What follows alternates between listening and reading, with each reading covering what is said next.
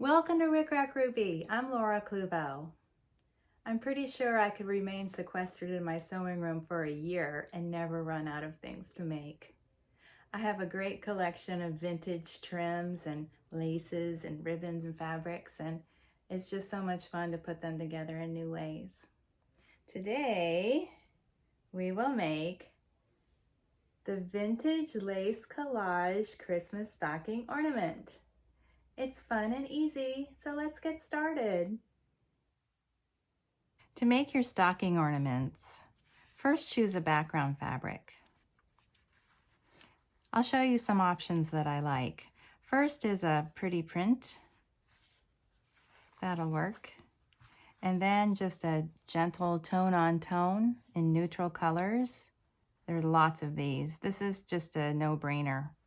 And this one is a lace print, a little bit more defined. This might be a little strong. I've never made a stocking with this print, but we'll give it a try. And I have a pattern here, which I like the proportions and the size, and it accommodates a gift card.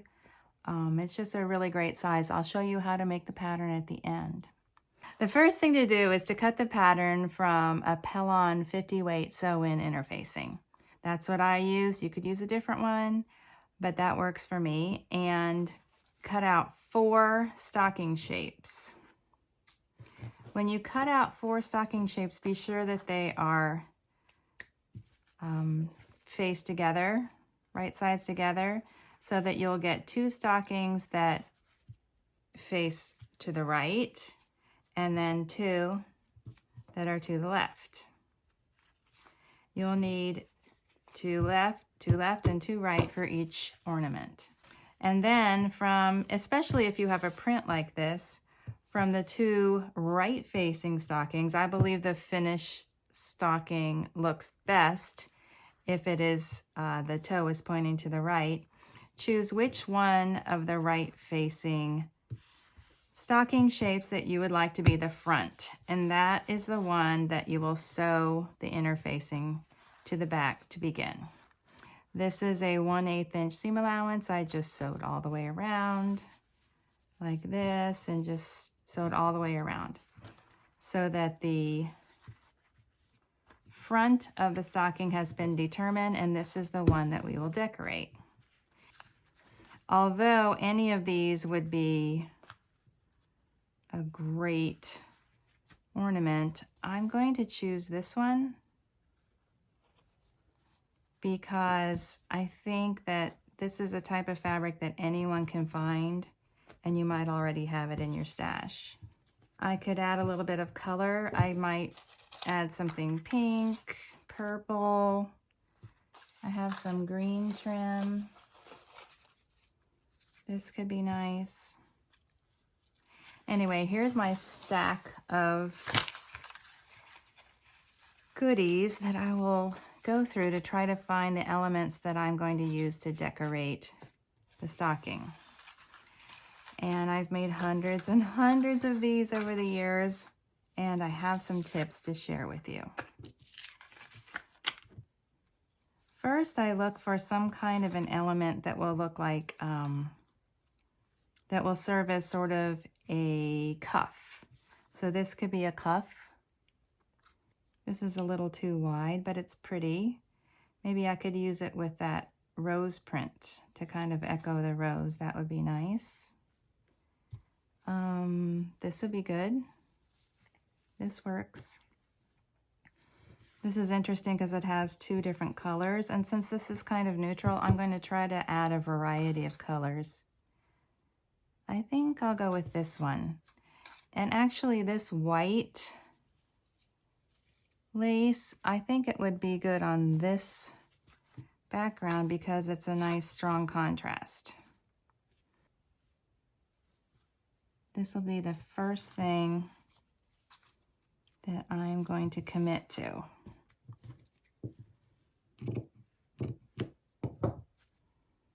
And you'll notice that I always put a little extra. I overlap a little bit.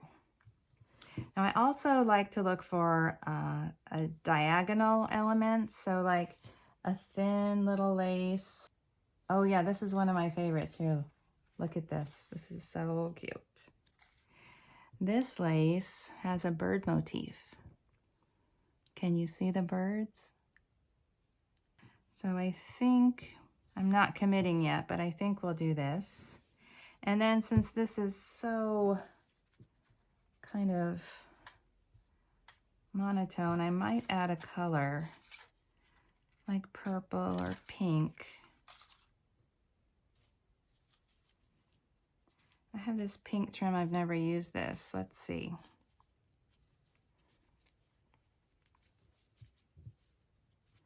Maybe I'll put it behind the bird trim and it might show that off a little bit. So you can see the birds. And then maybe I'll add a pink button or two somewhere. So I like that. I will commit to this. I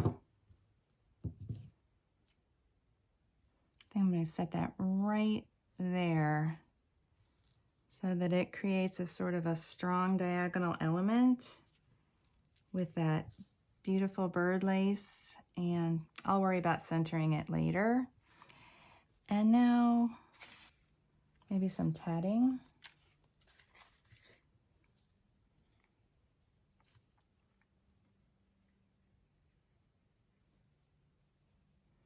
I might have to press this, it wants to curl.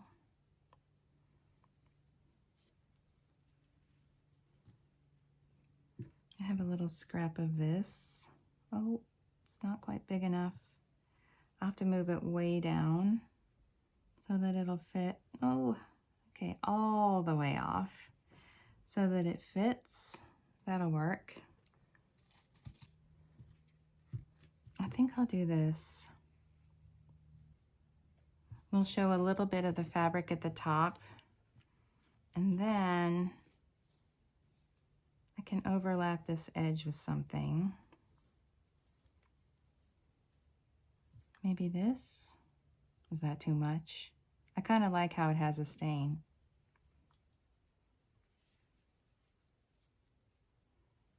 Okay, that's the best. Were you thinking that too? As I was rearranging things, were you hoping that I would move this? I still like the idea of putting the buttons in here. And then this. And I have a habit of over embellishing. So I'm going to resist over embellishing, and I think I will sew this down. I'll sew everything except for the tatting. I want to sort of stitch this down by hand with some pink thread and maybe add one of these here. I'm not sure, that might be too much. So I'm going to press all these trims and then begin to sew them on my machine. I set my machine to a narrow zigzag, and I sew down these trims so far, and then my next trim is this one, and I'm going to try to center these little lozenges, 1, 2, 3, and I'll probably add buttons there, but I think these pinks are too strong, so I think I'll just use regular mother of pearl buttons. I'll do a narrow zigzag on each edge. I'm going to place a mother of pearl button into the center of each of these little shapes and sew them with this buttonhole twist. This is vintage, I collect it, but it's not too hard to find. You can find it new as well. I like to run it through my beeswax, which just keeps it from spinning and twisting and fraying at the end. I don't want to place any buttons too close to the edge because when we're assembling the stockings, they can interfere with the seaming.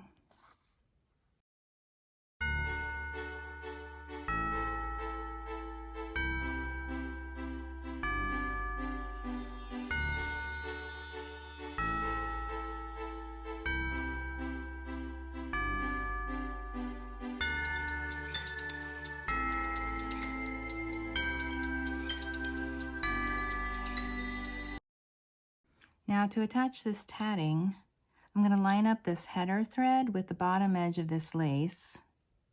I'm going to stitch it. I'm going to start by stitching a row at the top. I'm going to stitch into the top of each one of these little circles.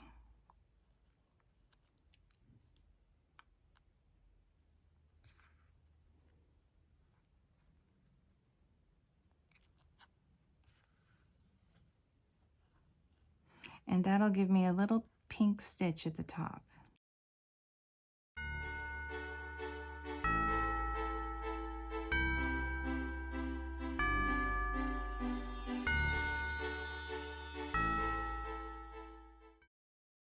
Next, I'm going to stitch in between these two lines right here,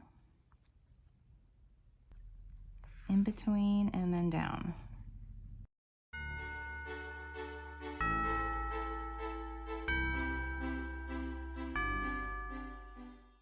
And now I think I have enough thread. I'm going to catch the center. There's 3 loops at the bottom of each one of these little rings. And I would like to catch the center loop and sort of stitch it down. So I'll come up right here and then down through the center loop.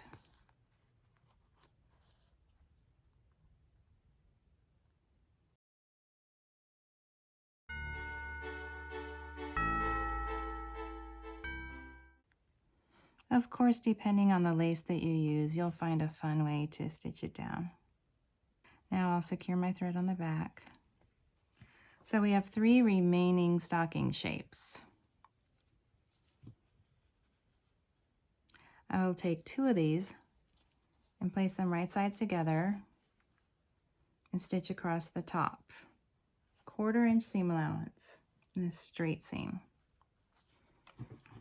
And then these 2 right sides together, I'm going to stitch from this side just so that I can be certain that I'm stitching beyond this previously stitched line, and stitch across the top. And now I'll open this up and open this up. Place them right sides together. And right here where the seam allowance is, I'm going to fold them all down toward the stocking shape. This is the lining, this is the stocking. This is the front, this is the back. These 2 are the lining. So I'm folding this back, the seam allowance, down toward the stocking, matching up those seam lines.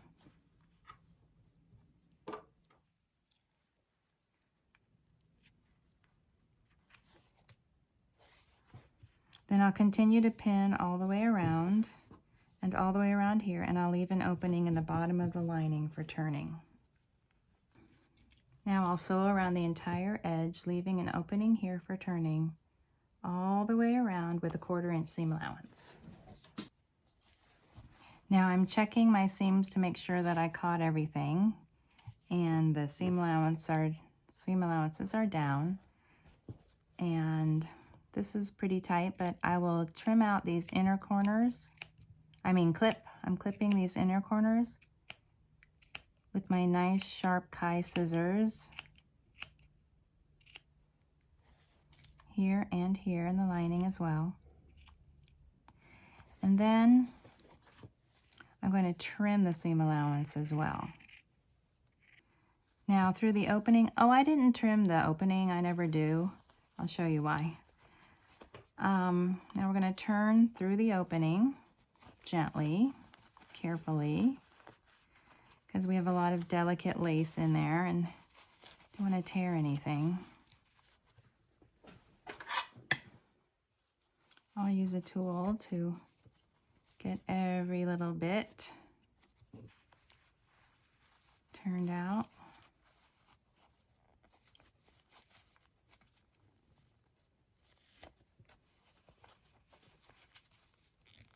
You can use a pencil or a chopstick. just grab this thing.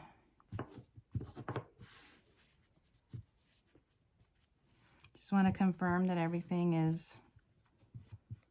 stayed on. I didn't lose any buttons on the in the course of this. Now I'm going to tuck this seam allowance in. This is why I like to have a little bit of extra right there at the opening. And I'm going to just fold it like this and kind of top stitch this. This is way down in the lining. No one will see this. So I'm not really worried about, you know, having it be perfect. I'm certainly not going to slip stitch this by hand. And now I'll tuck the lining inside.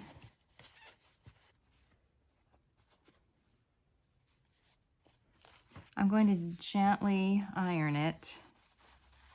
I'll be very careful around the buttons. I will add a hanging loop. This is 1/16 inch ribbon.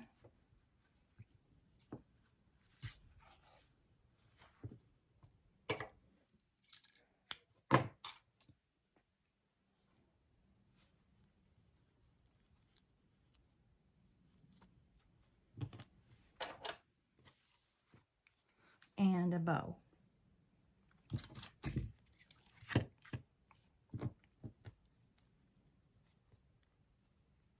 Tie the bow to the hanging loop.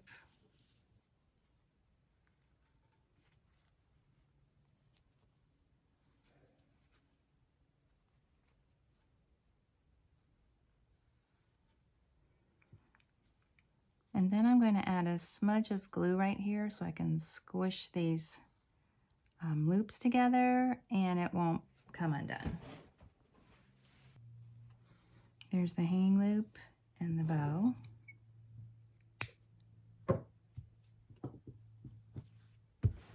And the stocking is done. Okay, here's the pattern. Across the top is 3 1/4 inches. The total height is 6 3/4. Over here you come down about 4 3/4 inches and then round it off down to here, the 6 3/4 inches. From here across is 4 1/4. You can really just draw this yourself. You know the shape of a stocking. But I hope this will help. Don't be afraid to draw your own pattern. It's easy. Thank you for watching my tutorial. If you're enjoying my videos, please like, share, and subscribe.